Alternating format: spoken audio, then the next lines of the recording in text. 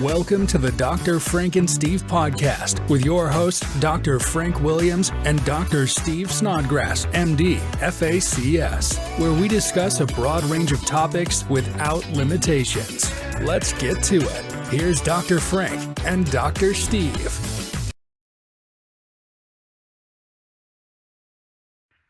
Hello, welcome back. This is the Dr. Frank and Steve podcast. I'm your host, Frank Williams, and this is Steven Snodgrass. We are going to be covering a topic that is global, but seems to be really hitting here in the U.S. right now, and that is wildfire. So we're going to cover the effects, what it can do to humans, and also be covering some of the cost and statistics, some of the boring stuff, but we'll try and keep it light as we normally do. So without further ado, I'll go ahead and introduce Steve and let him go ahead and start on his subject. Thank you, and welcome everybody. And today's my first real full day without crutches. So that's good. I'm celebrating. So out in the real world, wearing real clothes. So that's good. Any octogenarian that's without crutches, that's a good thing. Yeah, so I'm all good. As Frank said, this is about wildfire and wildfire smoke, and I had put together an article for a surgical organization in regards to this topic, and it's always been of interest to me because I knew that it had a lot of healthcare ramifications associated with it, other than the obvious. Mm-hmm. But I relate a lot of things. It seems like a lot of topics that we can relate to in this podcast, I can associate with a bike ride. And this is kind of like one of those. But I remember several years ago, I was riding up this hill against the wind, obviously had some varmint chasing me. And I smell smoke, I smell it. And then as I get over the crest of the hill, I look and there's somebody that's in the distance. They're burning rubbish, their trash, their rubber tires, things like that. So it's just this black billowing smoke, and billowing smoke. Illegal smoke at that. Yeah. Tires. Yeah, and so it's like, and there's ash all through the air. So it's like you can smell it, but my choice is like you ride through it, or you get bitten by the dog. I said, I'll just ride through it. But I kind of held my breath, but still, I went through it, and it's crossing the road, and like, even though I kind of held my breath during that, even the dog stopped chasing me. So I kind of wanted anything to do with that. But it was remarkable because, I had inhaled in my nasal passages, in my oral airway, I had ash. And it was just like this, rubber tires. I mean, that's bad. It's just, one of those things. I'm going like, well, what I'm experiencing here is nothing compared to what's going on out in California. Oh, absolutely. Yeah. So, but it's, that's just a little microcosm of what's going on out there. But it's an interesting topic, and so there's obvious things associated with it, but then there's a lot of things that I think people don't realize. And I had gotten this information from NASA Earth Science News. And so what I am telling you it was contained in some of that report. But hot and dry conditions in the atmosphere, they'll determine the likelihood of a fire starting, its intensity, and the speed at which it spreads. And over the past several decades, there's been increasingly warmer temperatures, and so there's more potential to burn. And since the 1980s, the wildfire season has lengthened across a quarter of the world's vegetated surface. And one of the things they talked about were what was lightning strikes as being one of the main causes of natural fires. And so there's warmer temperatures that cause the atmosphere to create a more convective environment, if you will, where thunderstorms are more likely to occur. And so with thunderstorms, obviously you get associated lightning. And so hotter, drier conditions as well as lower humidity, will set the stage for more human ignited fires. And I believe that's probably what we're seeing here. But one of the things that they had studied, now I'm not talking about the fires that are going on right now, because there's still going to be some things that are going to be released about that we haven't heard about yet, but these were the previous fires in California and Australia. And reportedly during the California campfire that destroyed the town of Paradise, the air quality that day, according to NASA, was the worst air quality in the world that day. The worst in the world. And you know, anytime you're worst in the world, yeah, you've got a problem. You've got a problem. And concerning Australia, NASA tracked the smoke from those fires and found that they completely encircled the entire planet. And it's they call it pyrocumulonimbus events, like after the clouds. Yeah. But within these thunderstorms, without precipitation, it's triggered by an uplift and a draft that carries the smoke 10 miles into the stratosphere, and then it completely circles the planet. So it has this global effect, and it's pretty remarkable that they were able to see in the photographs on that. You know, I invite anybody to go look those up to see that. It's like Saturn ring around, around the planet. Those are pretty dense smoke clouds, actually. Oh yeah, so, and the fact that it's 10 miles up, I mean, existing there, so it affects all of us. So whatever happened in Australia was affecting all of us. And wildfires basically are examples of combustion, and a real good example of combustion, just a chemical reaction that releases heat and light. And the combustion can be qualified as either being complete or incomplete. So complete combustion reacts oxygen with the fuel or whatever is burning with it, and it produces carbon dioxide and water. And incomplete combustion is a reaction between oxygen and fuel, but the byproducts are carbon monoxide, water, and carbon. And they classify fires as either smoldering, flaming, or both. Flaming fires are more of a complete combustion, so you're going to see black smoke with that. And if it's smoldering, or you're going to see more incomplete combustion, which is going to release organic carbon and white smoke. And so the fires in California and Australia were more associated with complete combustion. So you're going to see carbon dioxide and black carbon. So those are some of the things that are involved in the whole science of this. And the temperature and the intensity of the combustion process will also control chemicals that are released into the blaze. And pyrolysis is the heating of organic material and biomass. And biomass is basically what is burnt. And most of it, in one example, is a plant origin that includes surface debris, trees, roots, peat. But another thing that I think that people don't think about too is there's poison oak and poison ivy that's being burned. And inhaling poison oak and poison ivy, obviously.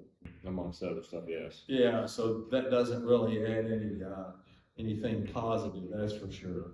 But pyrolysis of biomass will result in 3 byproducts. One's called bio-oil, which is a liquid, biochar, which is a solid, and syngas, which is a gas. And as a result of pyrolysis, this is something that was just reported during that time, but they had found that one of the California water systems had plastic pipes, and because of the pyrolysis, a benzene was created, which is a known carcinogen. And mostly, I remember being in chemistry lab, we were working with benzene all the time, and we were just handling it with our bare hands. We didn't know any better until like years later, I read where it was associated with bladder cancer, especially. So we're like, great, you know, we don't have any gloves on, and we're just sitting there handling this stuff, and you know, it was like nothing. So who knows? But anyway, when you look at the wildfire smoke and see what's burning, it becomes very complex, because when you look especially at buildings, aerosols, whatever's contained in those buildings, the plastic, all of those things can contribute to a very detrimental wildfire smoke. And it contains, here's what's been contained in smoke: water vapor, polycyclic aromatic hydrocarbons, formaldehyde, chlorine-based compounds, carbon monoxide, ammonia, nitrous oxide, nitrogen dioxide, and particulate matter, which includes white or organic carbon as well as black carbon. So particulate matter is being discussed now, and it's a primary problem, because when you look at what the environmental protection agencies in their Air Now program, they're discovering that this particle formation of particulate matter, it's a mixture of solid and liquid droplets that are in the air and inhaled. And particles that are equal or less than 10 microns in diameter can enter the lungs, causing serious health problems, especially people who have pre-existing heart and lung problems. And they're adding children, the elderly, and pregnant women in that category as well. And some of the things that they cause are irritation of the eyes, nose, and throat, coughing, chest tightness, shortness of breath, reduced lung function, irregular heartbeat, asthma attacks, heart attacks, and premature death with people who have cardiovascular disease or lung disease. And now they're even associating some of this wildfire smoke potentially with dementia and Alzheimer's. So, you know, it's something that we have not studied. You know, we've looked at air pollution from industrial causes, from, you know, exhaust, all that sort of thing, but wildfire smoke has largely been ignored. Which is odd, because like what's going on in California right now, as we'll continue discussing, but if you watch, and it covers the news all the time, which our prayers go out to those people, but those wildfires, those embers spread, you know, as part of that, because it's an actual fire versus a, you know, smoldering. And when those embers spread, they catch other things on fire. Structures, you don't know what's all in that structure. You don't know how long somebody's had that stuff stored in those structures. All that has to go into those smoke clouds, and those are going, you know, into the areas where people are trying to evacuate, or maybe do not evacuate, but they're still close enough in there because they haven't received evacuation orders. You're still breathing all that. And the best advice some of these, you know, people with infinite wisdom come up with is try not to breathe it, or try not to go outside. Well, I would venture to say that some way, shape, or form, that smoke cloud and those particulates and everything, they're going to get through into your house ventilation system somehow, some way. And so you're going to at some point have to be out in it. And you know, that's why so many firefighters have respiratory problems, and people who live in those areas that are prone, I would assume, have a lot of respiratory problems, because, you know, young children, as you said, they're still developing their lungs, you know, and pregnant women are very susceptible. People with ailments, especially if you've got COPD or anything like that, you're at a heightened risk for anything like that. But a lot of people just don't realize the amount of chemicals and what burns off of old materials and everything. It can be a mess. Oh yeah, and the thing about it is when they give you this advice about like, well, you wear a mask or you control your HVAC system in your house and provide air filters and all that sort of thing. The thing about it all is, it's like there's common sense advice, and not breathing it is a good one. But however, we have to breathe. But things like this, anything that's preventable to a certain extent, it can be prevented or it can be better managed. And that's one of the keys. Yeah, it just drives me crazy. And it's the same way with, with disease and things like that. When you tell people just like, hey, don't smoke. And it's like, I shouldn't have to tell you why. What did you say? I shouldn't have to tell you why. But it's like people that would smoke would come in and they get lung cancer, and then they would just say, well, my grandpa smoked every day until he died in his 90s or whatever. You ain't your grandpa. No, but it's just like, well, that's your grandfather, but now it's you, and now you've got lung cancer because you're smoking. So it's just, some things just happen to people, and they just happen. And, that's unfortunate. But some things, really, I'm going to say the majority of a lot of things can just be preventable. Yes. Yeah. And so, but back to this particulate matter, the most harmful component in wildfire smoke is PM 2.5. That's tiny particles that are 2.5 microns or less in diameter. And to give you an example, human hair is 70 microns. So that puts it in perspective. But these particles can also absorb other toxic components that that are in the air, and because of their size, they end up in your lungs and potentially your circulatory system. But there was a publication called Everyday Health from Stanford University, and they concluded with a 10-unit increase in PM 2.5, you see an uptick in emergency room visits and hospital admissions for heart attacks. And what is PM5? It's particulate matter 2.5. So it's 2.5 microns in diameter or less, but that they're saying that is the most dangerous component of wildfire smoke.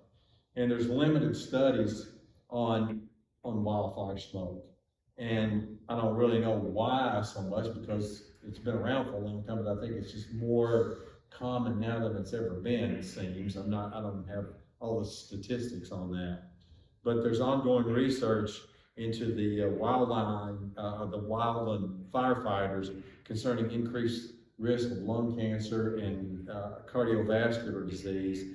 And even though it's not an exact comparison, but when you look at a study that was published in the NCI Cancer Spectrum about 9/11 first responders, that they had an increased risk of leukemia compared to those people who were not exposed to the World Trade Center dust, if you will.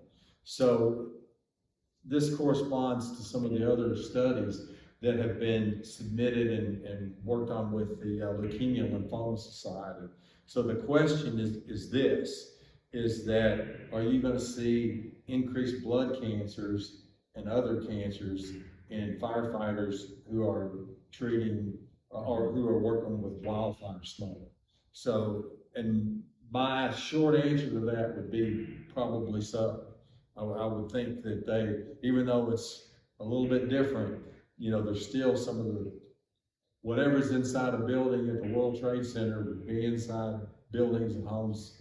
Well, especially when you see vehicles burning down and the metals are melted away, and all the stuff when vehicles are melted, and then those metals, they don't melt away to nothing. Something has to be left over. Oh, yeah. And the thing about it is that, you know, one of the things that we want, a point that we want to drive home is that, you know, exposure to air pollution, be it no matter what the cause, is that, you know, can certainly exacerbate pre-existing medical conditions, and wildfire smoke is no different. Mm-hmm. And one of the things that's really, I never really thought about that much until, you know, I started looking into it as a surgeon. But if you look at what happens, and then, you know, what is the ripple effect of that? And it's like, you know, again, we go back to healthcare and the cost, mental, physical, financial. But if you think about it this way, I look at it from a surgeon's standpoint. It's just like if you've got somebody who has a pre-existing condition like cardiovascular disease or COPD, which a lot of people do in the United States, and then that is made worse by wildfire smoke or any other kind of air pollution for that matter, but wildfire smoke for the sake of this topic of this podcast. But those people are now, if they have to undergo surgery, the chances of them having a complication or dying is greater than it was before. So if you just look at like the surgical complication rates, you know, the morbidity and the mortality. So you're talking about as a result of air pollution, be it no matter what the cause, you're looking at the fact that that can increase the cost of healthcare more than what you think it would, because people have pre-existing disease and stuff, which are shocking. I didn't realize they were near the amount of money that it is. Yeah, well, so it is a real thing. And I just look at it like, again, it's in many cases, some of these things that we undergo, and the two of us, you know, we try our best to say like, hey, it's so much easier to prevent disease, prevent problems than it is to treat them or deal with them afterwards. Absolutely. Okay, that's it for me.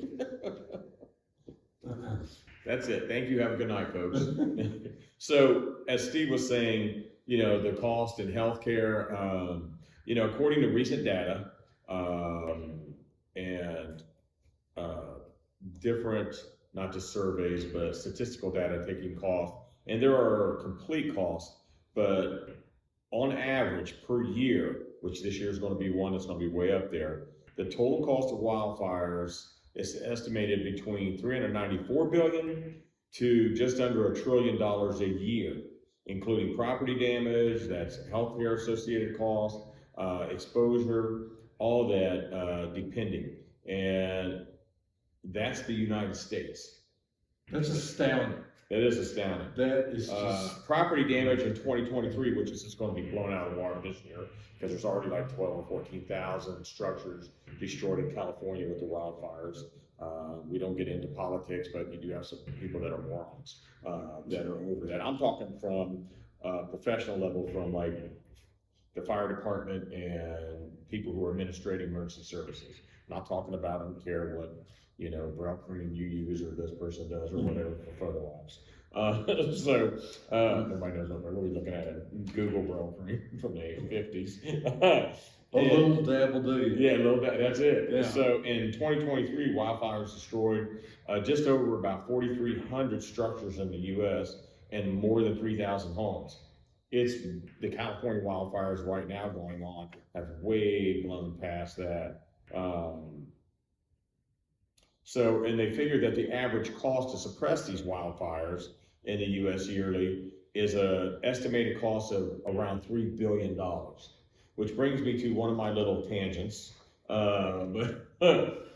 Rock on. When I heard, and again, everybody has their way of doing things, but I do know that if places like Finland, who has some of the best firefighting management in the world, in Germany and Australia, those are the three top for firefighting management and, you know, wildfire suppression and management, in other words, as far as technology. And technology can mean we're going to burn a certain amount of brush on a certain line and control it so that if a fire does happen, it doesn't spread past that fire burn line.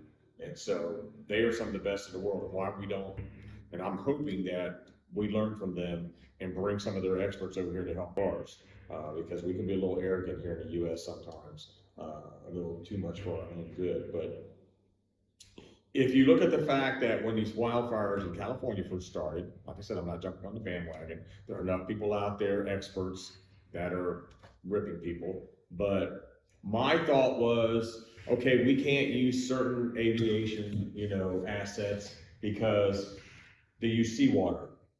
I mean, they're close to the ocean, they're right there. We can't use that because it's salty. So if we use that, it's going to destroy the ballast in the tanks within the equipment. Well, it's not going to destroy it overnight. So I just don't understand why you just didn't use that. And I understand there were some wind problems and all that, but a lot of times that was this typical answer over the last couple of weeks has been, well, we didn't want to destroy, that could hurt the planes, the helicopters, and the equipment that would be used for the ballast in the tanks. It could corrode that. Well, I would think that would be a lot cheaper to either replace the aviation equipment and or the ballast and tanks within that equipment, because it's not affecting the engine. It would be a lot cheaper than the current estimated price that California is sitting at. Their estimate doubled, so it's between $250 to $275 billion as of yesterday. That's a lot of money. So how much would it cost to, and I understand they have mechanic problems and they have some equipment problems because they've got personnel shortage and equipment, but when you live in any region of the world, and I speak this on a global level, if you know you're prone to wildfires, and to be honest with you, I didn't think a lot of countries had wildfires as much as the U.S. does, but they do. As you mentioned Australia earlier, and I'm going to go through some of the facts on some of the areas for that, but you would think that if you live in a region, like here in the U.S., I'll just speak for us than the other areas, that if you're in a state that's prone to wildfires, you would do everything possible and pump all the money you could, because you wasted on a lot of other stuff, nonsensical, and make sure that you're getting the correct fire management, that everything's up. You at least know if you've actually got water in your fire hydrants, which that's kind of sad. And I've been on scenes at house fires as a first responder, and that's different than a wildfire, but you're standing out there helping control the scene, and you still get all that smoke in here, and I'm going, there is no way, because I have friends that are firefighters that said, oh, you would have loved being a firefighter. I said, yeah, no. I know that sounds mental because they're like, well, you like to have people shoot at you. I'd rather put a mask on and go in, and I said, yeah, but firefighters have all kinds of breathing problems a lot of times, as they get older. Yeah. And as a police officer, I just remember I responded a couple times and it wasn't a big deal, but people had put mulch down in a community area for like the city government or county government, and put fresh mulch in the spring. Well, it was really warm. The mulch caught on fire. And then, of course it did. Yeah, so I'm the first one that shows up, and luckily had a fire extinguisher in my trunk, and feeling like the hero that I did, I just got out and sprayed it down, and then just, told dispatch get the fire department there. So in one day, I remember it happened 4 different times. And I said, I am not working this district tomorrow if they're going to be putting this stuff down. So the fire department actually they're very nice guys. They said, listen, we have told these guys and told these people, these government entities and municipalities, when you put this down, and I didn't realize it was good to spray them down with water, soak them. Especially when it first goes down, because it dries out so quick and then it flames up. But the little bit I did stunk so bad, I'm like, man, you're like coughing, hacking for a day or two. And I couldn't imagine living anywhere within the vicinity of these. But if you look at the cost as far as, and before we get to that cost, let me just go over, besides the economic burden, in 2023, there were 56,580 wildfires across the U.S. And that burned over, about 2.7 million acres. Oh, 2.7 million, that's a lot. And then again, over 3,000 homes. And I know from the year 2023, almost 2,000 people have been killed and about 15,000 injured. Because if you go on an annual basis, you're looking at, from Southern Europe, which is regional impacts, I'll go through some of this. They've been through at that time about 403 deaths and 2,200 injuries. In North America, up till that time, about 320 million deaths, 320 deaths and about 1,000 injuries. Australia and New Zealand, 243 deaths. North Africa, 226 deaths, and then Eastern Europe, 171 deaths, and South America, about 144 deaths. And then annually, I know you just love these statistics. It's all part. It puts it in perspective. It does. If you pause and think about those numbers, I mean, they're really. Well, how incredible is almost $1 trillion? Yeah, it's in just damages. Yeah, it's just astronomical. It is. You would think you want to get into something like Steve said. There's limited studies on wildfires. Yeah. Why in the world, in $1 trillion annual industry, are people not doing more studies on wildfires? I have no clue, because obviously we need some help in fighting them and some help in management. And I would think if it's Department of Interior, whoever's over, to kind of oversee the interior, the land, they would step in with some kind of, and I know I hate government regulation as much as the next person, but you'd think that you would say, okay, these people do a pretty poor job in this state of managing this. We need to set government regulations and make sure that they're meeting these federal standards so that there's no loss of life, or it's limited along with structures and because it takes forever. For all the environmentalists out there, yes, this is a small tangent, for all the environmentalists out there that say, we got to save a bush and something like a smelting. I'm not talking about melting iron, I'm talking about the fish. And that's fine. But you cannot do that to the level in which now it creates $500 billion and damages and costs, because that one does not outweigh the other.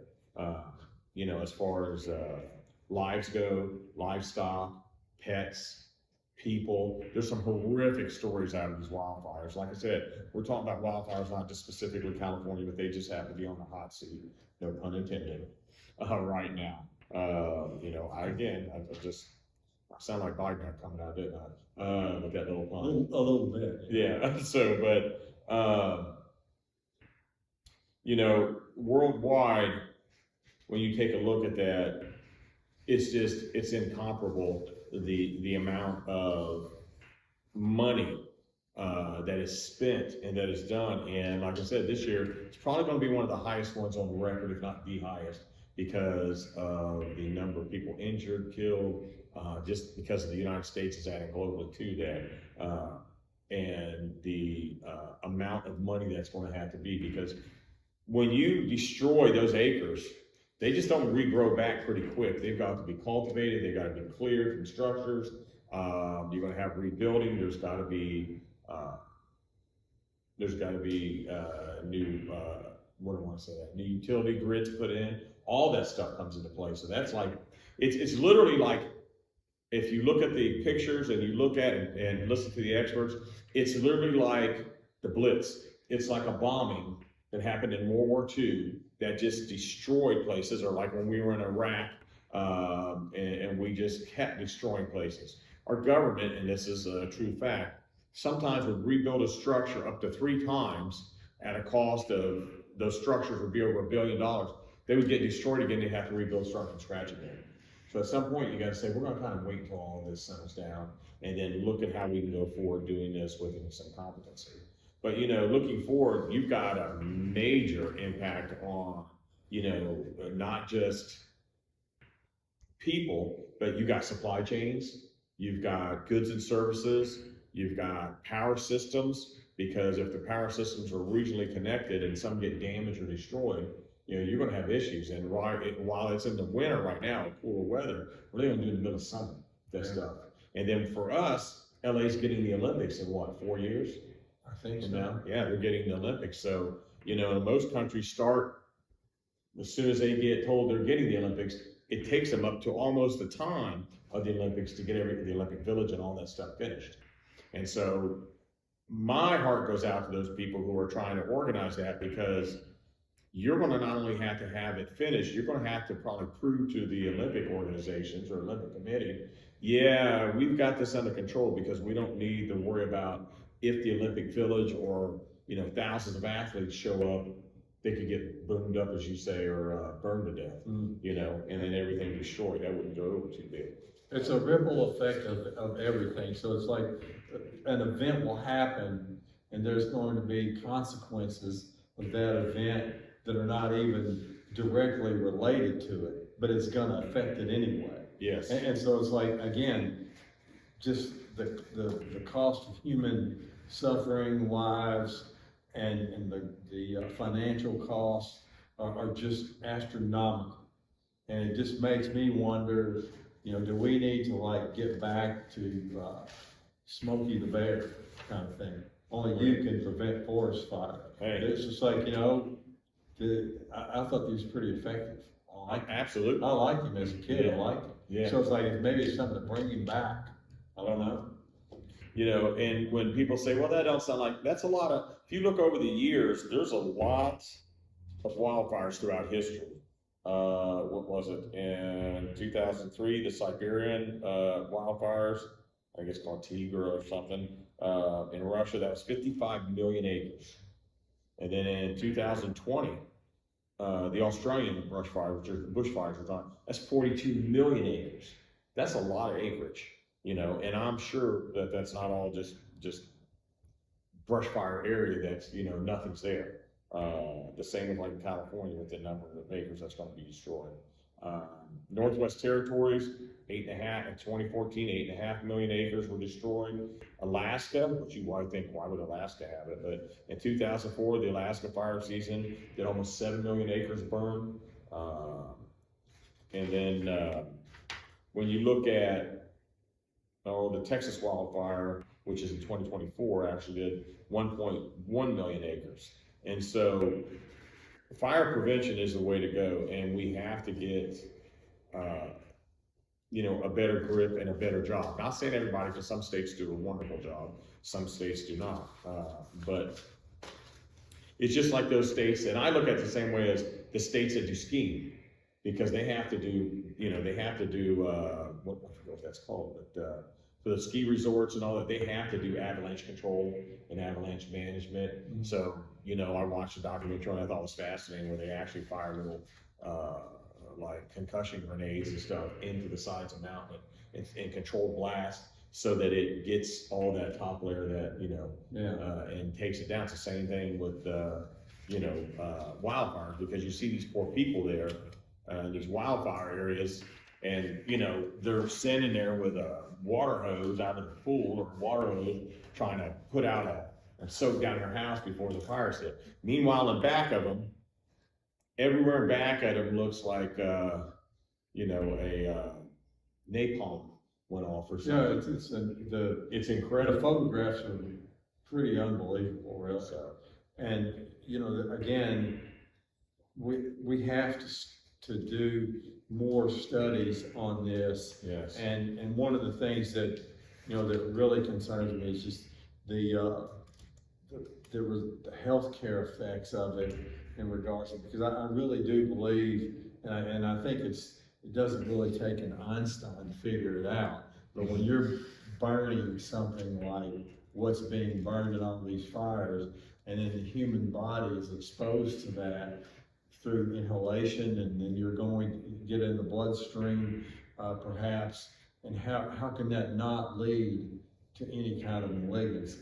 I mean, I know that our immune systems fight off cancer cells every day, but it's like, when you get blood cancers associated with some of these events like this, I mean, that's a pretty frightening thing. Yeah, and poor management leads to a ripple effect. You've got, you've got the loss of jobs, which are probably in the tens of thousands of jobs lost because of that. In certain areas of the country where these wildfires are prone, or around the globe, that's usually some of your most, the heaviest farming areas, for production of vegetables and melon, because that's around a $7 billion industry in itself. And then when you think about not just the economic disruptions, and you got food security, because that can make things scarce, and then that's going to drive the prices up. And beyond that, you've got the community resilience and the community mental health issues. And we have talked a lot about mental health issues since we're both kind of mental. But that's devastating and can create a lot of duress, stress, anxiety, depression.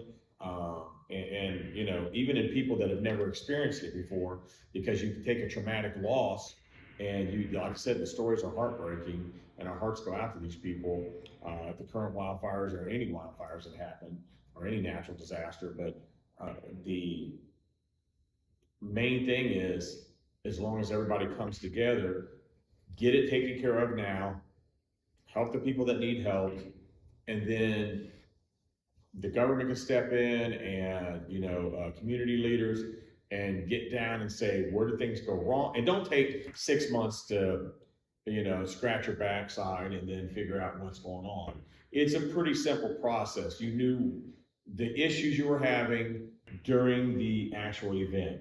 Okay, we didn't have water for this. Why? Okay, that's simple. We didn't have enough equipment here. That should be a relatively quick, okay, we needed an extra X amount of fire, apparatus. We needed so much, more personnel to handle our community. So you have to prepare for all that, and it doesn't take a long time to do.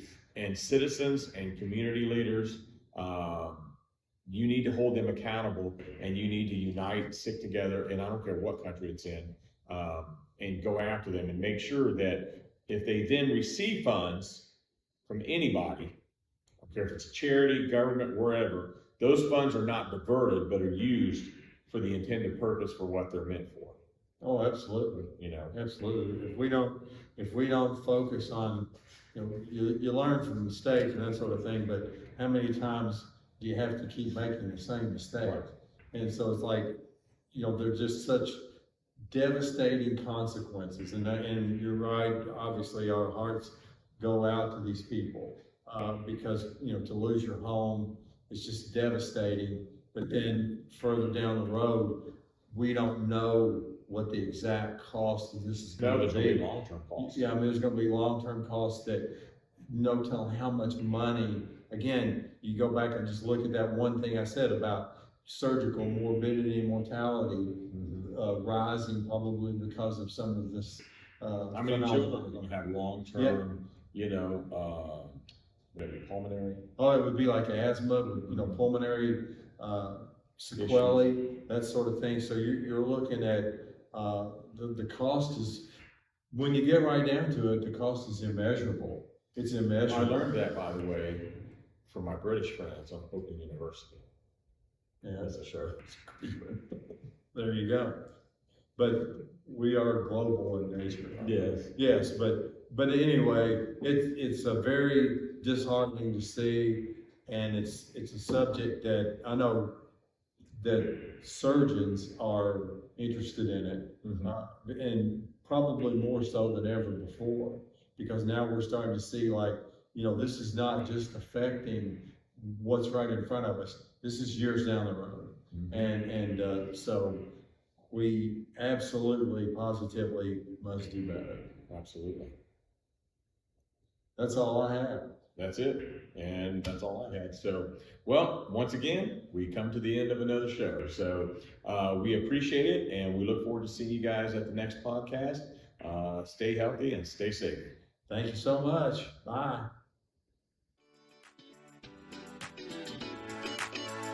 Thanks for listening to the Dr. Frank and Steve podcast. If you enjoyed this podcast, please hit follow or subscribe on the link provided so you can stay up to date on new episodes. Until next time, stay healthy and stay safe.